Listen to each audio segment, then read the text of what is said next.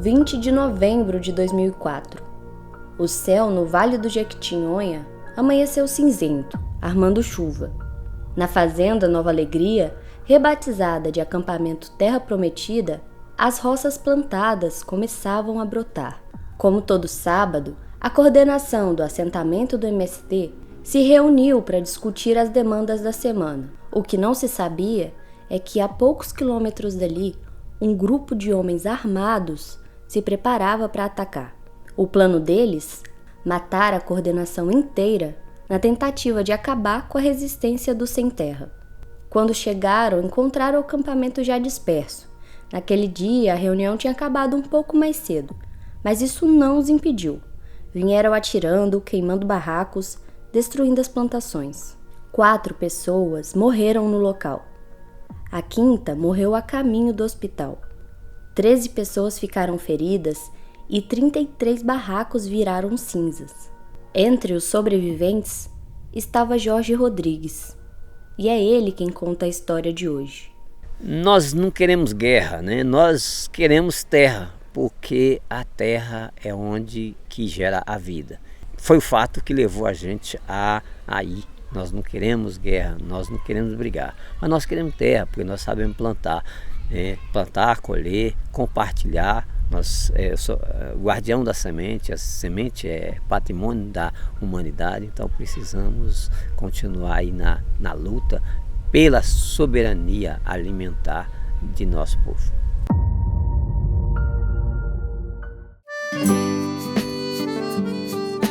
Está começando o Pão e Vida, programa da Rádio Cáritas, um podcast feito para quem deseja ver o direito brotar como fonte e correr a justiça qual riacho que não seca. Eu sou a Mia Vieira, jornalista, militante e comunicadora popular na Cáritas Minas. Cáritas, tua força é o Senhor, tua missão é o próprio amor. Água pra beber, terra pra plantar, pão para comer, vidas a cuidar. Este é o mais novo quadro da Rádio Cáritas. Aqui a gente vai compartilhar histórias de pessoas que constroem e fortalecem a nossa rede, para preservar a memória e inspirar a luta. No episódio de hoje, vamos conhecer a história de um agricultor, líder comunitário e presidente da Cáritas Diocesana de Almenara. Jorge da Prata, como é conhecido, é também um dos sobreviventes do massacre de Felisburgo, que ocorreu há mais de 2 décadas. Eu, mais especificamente, sofri muito porque eu tinha nascido e criado, aliás, eu nasci e criei na fazenda, né, e eu era muito bem conhecido. Então eles me perseguiram bastante em função disso, né, falava que foi eu que levei o movimento e começaram desde tentar a negociar, oferecer propina para mim lá abandonar e eu não aceitando, então veio as perseguição mesmo. Cheguei a ser agredido, né, tinha prazo, tinha valor, tudo para eliminação, né, da minha vida.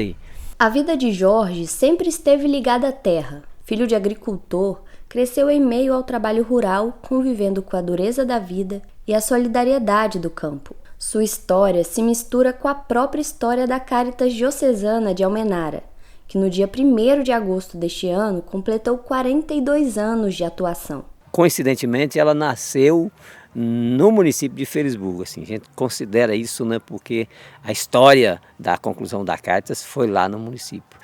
Contada a história através da igreja, né, porque tinha umas dificuldades em relação à questão da celebração na comunidade da Prata. E aí o padre que visitava, né, que vinha de longe, e às vezes não tinha o local de fazer a celebração. Às vezes celebrava debaixo de uns pés de coco, e às vezes tinha um salão escolar, mas era dominado pela prefeitura, e às vezes não liberava a chave. E aí então surgiu a ideia, a proposta, né, de arrumar um espaço para celebração. E aí então vem a questão de aquisição de um recurso para a compra da terra, da Cáritas, né. Então a Cáritas atuou com diversos projetos, né. Um deles foi uma farinheira que existe até hoje, né. É um patrimônio até da comunidade. E tem outros projetos, né. inclusive o projeto de formação, que para nós foi muito importante, né? Participei de várias formações de liderança e que nós chegamos a um determinado momento que se falava muito da questão das SEBs, né? E a SEBs nos ensinou que teria que ter a luta pela terra, né? Tinha até as músicas que chamavam a atenção para que a gente chegasse à luta pela terra. E já no ano 2000, né, 98, 99, começa o Movimento Sem Terra, né, o MST, a aparecer nas mídias e tal, e eu estava no sindicato e aí atuava e comecei a conhecer o Movimento Sem Terra e me identifiquei com o movimento. A partir da articulação entre a Cáritas, a Associação dos Moradores e o próprio MST, Jorge iniciou o trabalho de base no município. Hoje, ele atua como presidente da Cáritas de Almenara e é também presidente da Associação Comunitária da Comunidade Prata e do Conselho Municipal de Desenvolvimento Rural Sustentável. Nós temos 17 municípios e atua praticamente nesses 17 municípios. E, assim, é uma integração, movimento social, movimento sem terra com a Cáritas. Então, a gente está ali, uma hora a gente fala que é do movimento, outra hora fala que é da Cáritas, mas acaba sendo um conjunto dessas coisas, né? A bandeira nossa é produzir agroecologicamente, né? Garantir alimento de qualidade na mesa das pessoas que não têm acesso à terra. Então, o assentamento, a justificativa dele é produzir alimento, né? Então, nós fazemos um exercício de produzir e produzir diversidade, né? Desde da carne ao leite, ao queijo, ao requeijão, ovos, enfim, a verdura. Foi com essa convicção que, em 2002, mais de 200 famílias se instalaram no acampamento Fazenda Nova Alegria, mais tarde chamado de Terra Prometida. Entre elas estavam crianças, jovens e idosos. As terras ocupadas eram públicas, mas haviam sido griladas pelo fazendeiro Adriano Chafik. O proprietário, entre aspas, né, ele falava de que ele estava disposto a negociar, mas o acordo dele era a gente sair e deixar a terra, né? E a gente foi aprofundando dentro das leis, né? E o Estado constatou que tinha 718 hectares devoluta. Com isso, a gente tinha um pedido de reintegração de posse da parte dele, né? E nós, baseado na lei que onde é que tinha área devoluta, não poderia ser despejado, né? Porque era do Estado, pertencia ao Estado. E aí, baseado nisso, nós conseguimos derrubar a liminar. Em 2002, 2003, ele começou a planejar, então, a resolver na força. E aí, foi várias vezes, né, atacou, atirou sobre o acampamento, ameaçou, agrediu.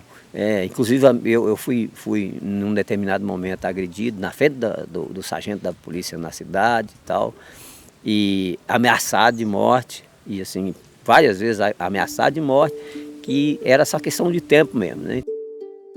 Denúncias eram feitas e ignoradas na delegacia da cidade, da mesma forma que também eram ignoradas pelo Ministério Público de Minas Gerais.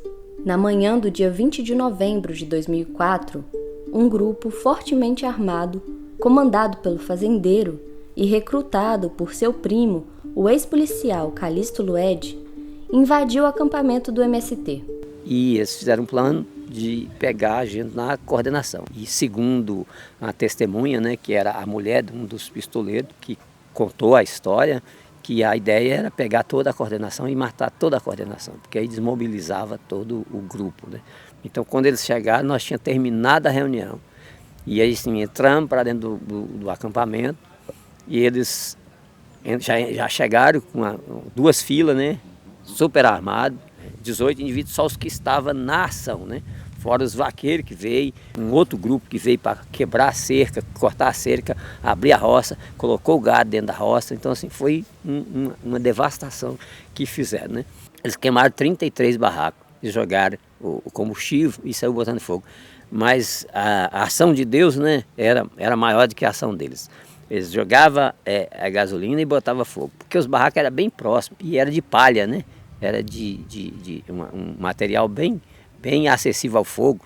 Só que aí mesmo assim não queimou todos os barracos, né? Queimou 33 barracos, a gente tinha mais de 100 barracos. Então assim, salvamos ainda bastante coisa, né?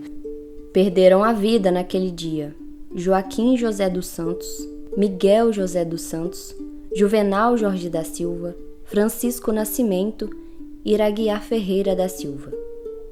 Iraguiar, de apenas 23 anos, deixou a esposa grávida. Ela também perdeu o pai no massacre. No meio da correria, Jorge saiu em busca de socorro. Correu 6 quilômetros por um matagal até conseguir ajuda para chegar a um distrito com telefone. E lá eu consegui ligar, né? Liguei para a polícia, liguei para o hospital, liguei para a Secretaria de Saúde da cidade e liguei para o pessoal nosso mesmo, liguei para o Ministério Público Estadual, no qual a gente já tinha feito 8 denúncias com ocorrência registrada, que ajudou muita gente, né? E o Ministério Público, através de Afonso Henrique, né? Imediatamente designou uma equipe para descer para o local de helicóptero e tal, e dar o suporte. E de lá desse distrito eu fiquei o resto do dia, né, passando informação e também respondendo jornalistas, né, já que eu estava em contato. No dia seguinte, o acampamento era um campo arrasado.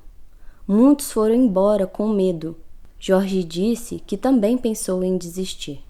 E aí eu mesmo tinha uma definição que eu tinha que ir embora, né, porque ali dentro dessas ameaças e essas complexidades, né, não dava para permanecer lá, né, com 2 filhos pequenos ainda, e aí apanhamos uma bolsa de roupa e depois para ir embora para Belo Horizonte e chegar. E chegou uma certa hora que deu uma coincidência que o avião que estava lá, o helicóptero que estava para conduzir a gente, quando eu cheguei na cidade já tinha decolado, já tinha ido embora e eu sobrei.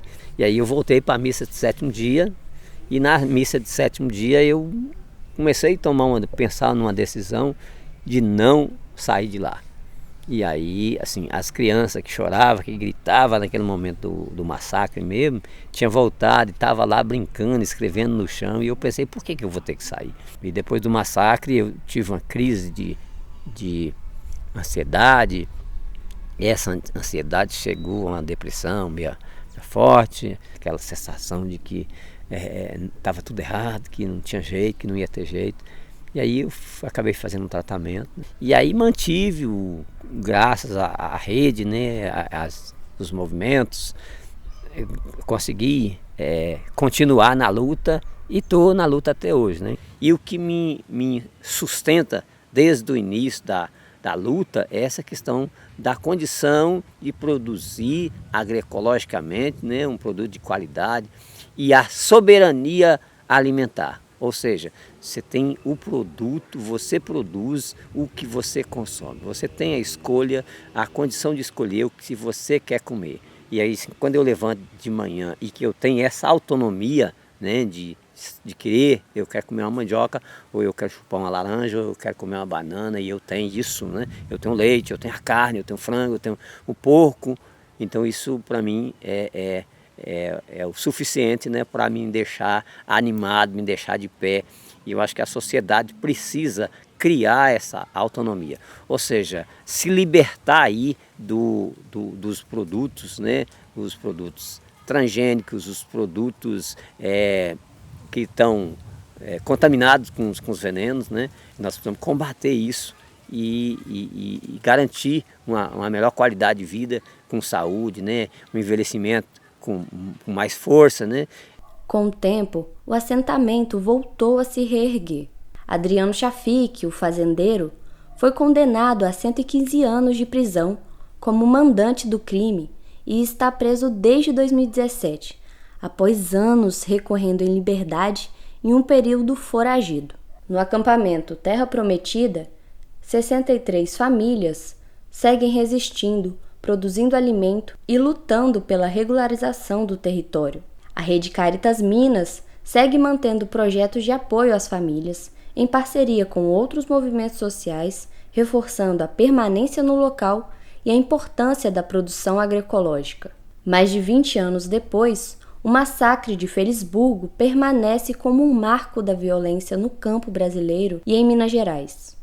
Dados recentes da Comissão Pastoral da Terra, a CPT, apontam que em 2024 o Estado mineiro registrou 207 ocorrências de conflitos agrários, representando aproximadamente 11,7% do total nacional.